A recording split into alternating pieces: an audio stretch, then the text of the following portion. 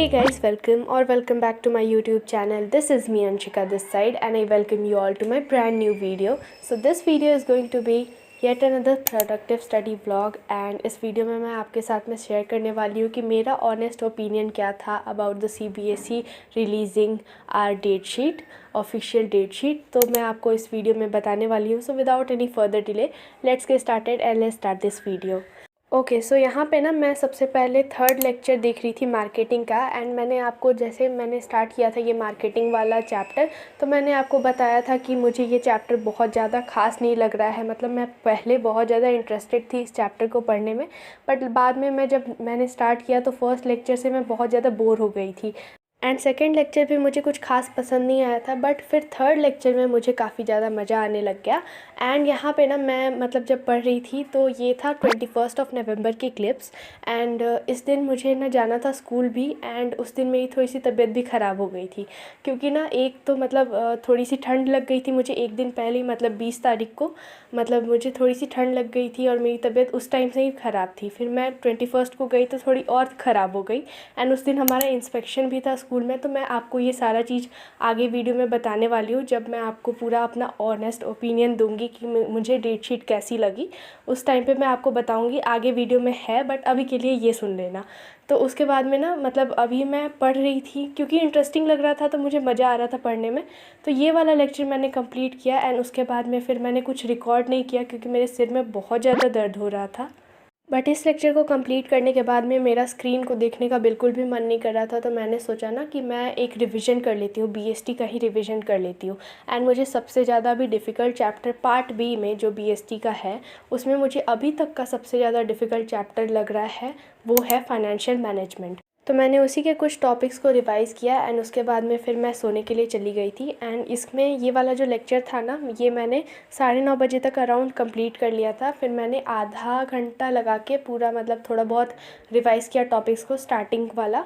And उसके बाद में मैं सोच रही हूँ कि इस पूरे चैप्टर को फिर से एक बार रिवाइज़ कर लेते हैं। So I quickly made a take on it and now comes the date sheet वाला पार्ट। गाइस, तो आज हम लोग बात करने वाले हैं the biggest update for us, that is CBSE ने फाइनली हमारी डेट शीट निकाल दी है। तो आप सबको अभी तक तो पता लग ही गया होगा कि हमारी डेट शीट क्या है एंड क्या मतलब कौन से दिन कौन सा एग्ज़ाम होने वाला है। बट मुझे बहुत लेट से पता चला, आई मिस्ड दैट पार्ट जब सब लोग CBSE की डेट शीट रिलीज़ के बारे में बात कर रहे थे एंड उस टाइम पे मैं क्या कर रही थी, लेट मी टेल यू।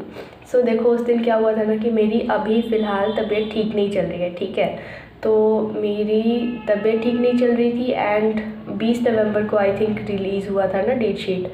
तो उस दिन मतलब मैं रोज़ स्कूल जा रही थी एंड मैं क्या करती थी ना कि मैं विंडो को खोल के रखती थी एंड शायद उसके वजह से मुझे ठंड लग गई एंड उस दिन 20th के नाइट को मैं आराम से मतलब पढ़ रही थी क्योंकि अगले दिन हमारे स्कूल में इंस्पेक्शन होने वाला था एंड हमारे टीचर्स ने बोल के रखा हुआ है कि हमें 100% अपनी अटेंडेंस को इंश्योर करना है, तो सबका आना मैंडेटरी था। तो हम लोग थोड़ा सा प्रिपेयर करके जा रहे थे कि जो भी अभी हमारे स्कूल में चल रहा है, जो भी हमें टॉपिक्स पढ़ाए जा रहे हैं, तो वो मैंने सोचा कि एक बार अच्छे से पढ़ लेती हूँ वन शॉट से और सारे वीडियोस से, और मतलब बुक से भी एक बार पढ़ लेती हूँ, गो थ्रू कर लेती हूँ। तो उस टाइम पे जब मैं पढ़ रही थी तो उस टाइम पे मेरे सिर में होने लगा दर्द क्योंकि मुझे ना सिर में ठंड लग गई थी। मेरी मम्मी यही बोल रही थी मुझे कि मेरे सिर में ठंड लग गई है एंड मेरा पूरा सिर बहुत ज़्यादा दुख रहा था और मेरा पूरा बिल्कुल भी मन नहीं कर रहा था पढ़ने का। तो फिर मैंने सोचा कि मैं उस दिन जल्दी ही सो गई एंड मैं 9 बजे के अराउंड सो भी गई थी। एंड उसके बाद में मुझे पता चलता है, मुझे उस टाइम पे भी कुछ नहीं पता चला एंड उसके बाद में 11 बजे के अराउंड शायद ये डेट शीट रिलीज़ हुई।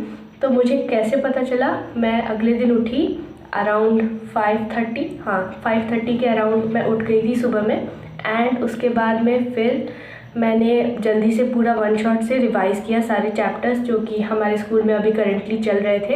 एंड उस दिन इंस्पेक्शन था तो थोड़ा सा टेंशन वाला दिन था क्योंकि कोई भी अगर क्वेश्चन पूछ देंगे हम लोग से एंड हमें नहीं आया तो मुझे ये इंश्योर करना था कि मेरे से जो भी पूछा जाए मैं सारे आंसर्स अच्छे से दे सकूं।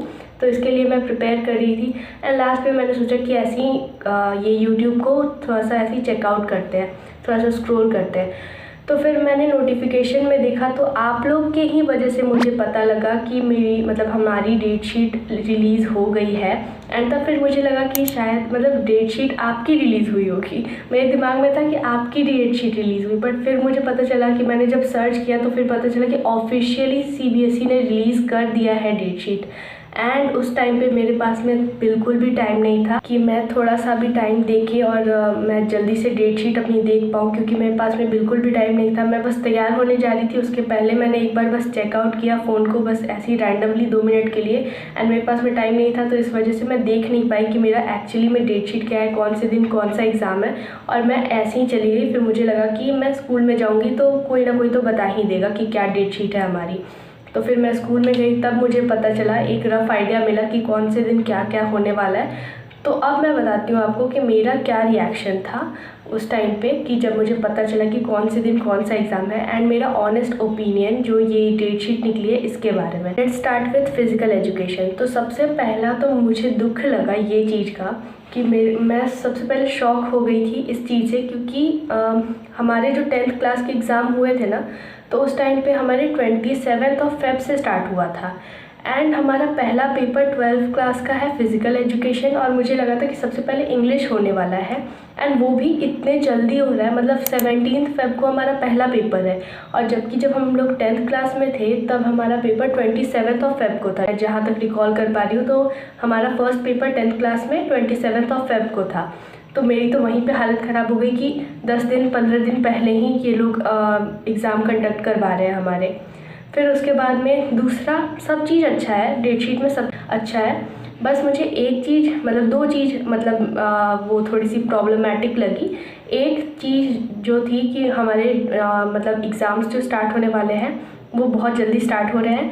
एंड सेकेंड चीज़ जो कि है अकाउंट्स का एग्ज़ाम सबसे लास्ट में है, सबसे लास्ट में। सबसे ज़्यादा जो डरावना सब्जेक्ट है वो सबसे एंड में बचा के रखा हुआ है, एंड उसके बाद में हमारा एग्ज़ाम ख़त्म होगा प्रॉपर तरीके से। तो मुझे ऐसा था ना कि अगर पहले ही अकाउंट्स ख़त्म हो जाता ना तो अच्छा रहता कि चलो एक स्ट्रेस तो बहुत बड़ा स्ट्रेस निकल गया, एंड बाकी के एग्ज़ाम आराम से हो जाते। एंड ऐसा ही हुआ था 10th क्लास में भी कि हमारा मैंने स्टैंडर्ड लिया था मैथ्स, तो उस टाइम पे भी 21 मार्च को था हमारा पेपर, और वो लास्ट पेपर था, एंड मैथ्स का एग्ज़ाम था। एंड मैथ्स के एग्ज़ाम के बाद में हमारा पेपर एंड हुआ।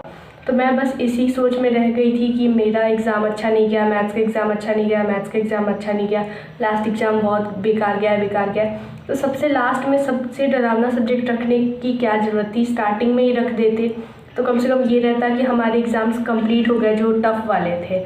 बट एनीवे सारे सब्जेक्ट में जितना भी गैप मिला है, अब जैसे नॉन मैथ वाले हैं हम लोग, तो हमारे हिसाब से तो बहुत अच्छा है।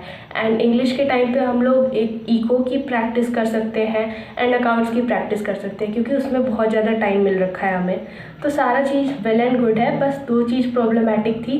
एक तो सबसे पहले ही स्टार्ट हो रहा है, बहुत ज़्यादा जल्दी स्टार्ट होने वाला है, एंड दूसरी चीज़ कि अकाउंट्स को सबसे लास्ट में रखा हुआ है, जिससे मुझे सबसे ज़्यादा डर लगता है पर्सनली। सो इस दिन I started to study accounts, and accounts में मैंने अकाउंटिंग रेशियो को स्टार्ट कर दिया है। तो इससे पहले मैंने comparative statement and common size ये दोनों के क्वेश्चंस को सॉल्व किया था। एंड पिछले जो 2 मतलब स्टार्टिंग वाले चैप्टर्स है वो तो मतलब थ्योरी चैप्टर्स है, तो वो तो ईजिली हो जाएंगे। बट ये जो 2 लास्ट वाले चैप्टर्स है वो काफ़ी ज़्यादा वास्ट है, तो इसके वजह से मेरे स्कूल में चल रहा है अभी कैश फ्लो स्टेटमेंट, एंड अभी मैंने घर पर स्टार्ट कर दिया अकाउंटिंग रेशियोज़। तो इसमें ना बहुत ज़्यादा फार्मूलाज़ है, बहुत नहीं मतलब बहुत ज़्यादा फार्मूलाज़ है। तो इसमें बहुत ज़्यादा दिमाग लगाना पड़ेगा कि फार्मूलाज़ कैसे निकालें। वैसे तो सारे ही चैप्टर्स में बहुत ज़्यादा दिमाग लगाना पड़ता है, पर इसमें फार्मूला निकालने में बहुत ज़्यादा दिमाग लगने वाला है, क्योंकि अगर एक फार्मूला से 4 नए फार्मूले बनेंगे, और अगर हमें वो मेन फार्मूला ही नहीं याद होगा तो हमारे चारों फार्मूला कहाँ से ही बन पाएंगे। तो हाँ, इसको मैंने स्टार्ट कर दिया है, बट इससे पहले मैं बताती हूँ आपको कि मैं इससे पहले क्या कर रही थी। तो इससे पहले मैंने ऑफ कैमरा पढ़ाई की थी, एंड वहाँ पे मैंने जो बुक 2 है हमारी शेयर्स एंड डिबेंचर्स वाली, तो उसमें से मैंने शेयर्स चैप्टर के प्रो राटा के क्वेश्चन सॉल्व किए थे अपने बुक से, एंड फॉर फीचर के क्वेश्चन सॉल्व किए थे। So that was like pretty much it for this video, and thank you guys so much for watching this one. And if you like this video, then make sure to like, comment, share and subscribe to my YouTube channel, because it motivates me a lot for making such type of videos for you all. And I would love to see your comments on this video. So yeah, thanks for watching.